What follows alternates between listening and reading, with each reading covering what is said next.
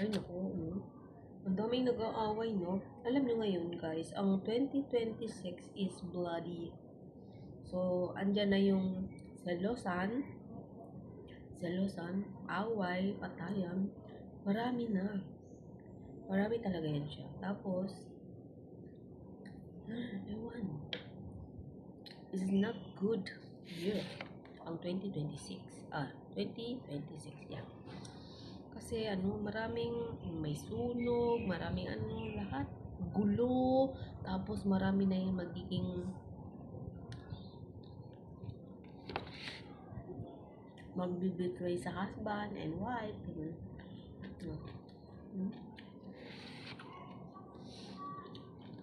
Mga ngaliwa na. Ang 2026 is, ayun, maraming mga ngaliwa. Tapos maraming mag-aaway, maraming ma-involve.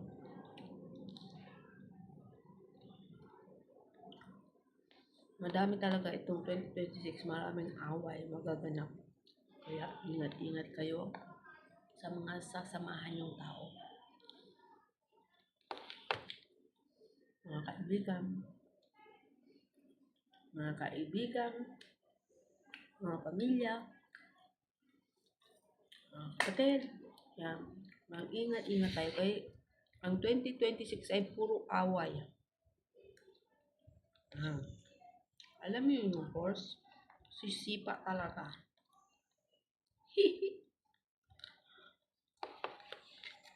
Ang horse at ang fire, dragon. Basta.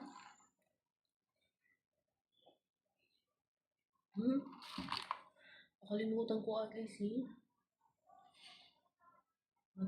may gathering kami mamayang 6 o'clock. Naku, hindi ako makakain ng marami kasi kumain na ako ngayon late na, anong oras na. So, ibig sabihin, ng 6 o'clock, hindi ako makakain ng marami. Para pagkain. Tapos darating yung mga kapatid ng boss ko, mga lalaki. Mga kapatid niya. So, yung ampon lalaki, wala na yun. So, yung mga kapatid niya, darating mamaya.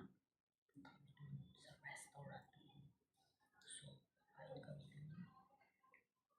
Lang kasi natakot ako dun sa isang dito. Strict ka kasi.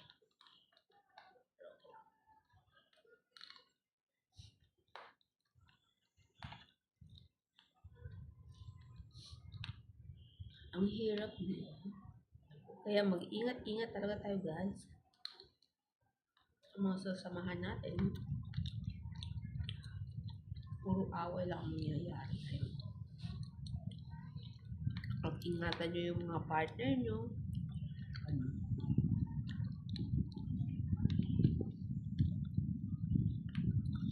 Ang hirap sa sitwasyon, no? Yung mga taong nandiligaw, hindi nagsasabi ng totoo. Mag-pretend ng mga single sila. May mga asawa naman pala. Okay lang kung hiwalay. Kung hindi naman hiwalay, naku, nakakatakot. Ay. Para akong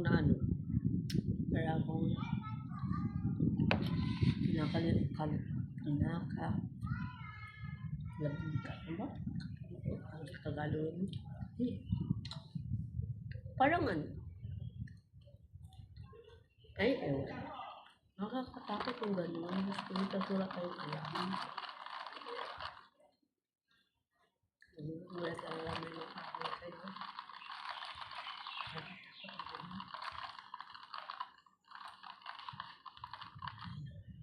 Bakit kasi may mga taong gano'n?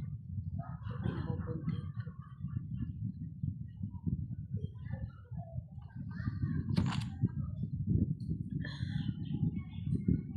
Dapat mo maghanap ng girlfriend kapag kayo ay hiwalay na. Pag hindi naman, huwag. Kasi nakakaano kayo nakakasakit kayo ng tao. Tapos may involved pa yung ibang tao na walang alam. Naisip ko lang, ang sakit-sakit. Tawagin kang lagi siklop ng ko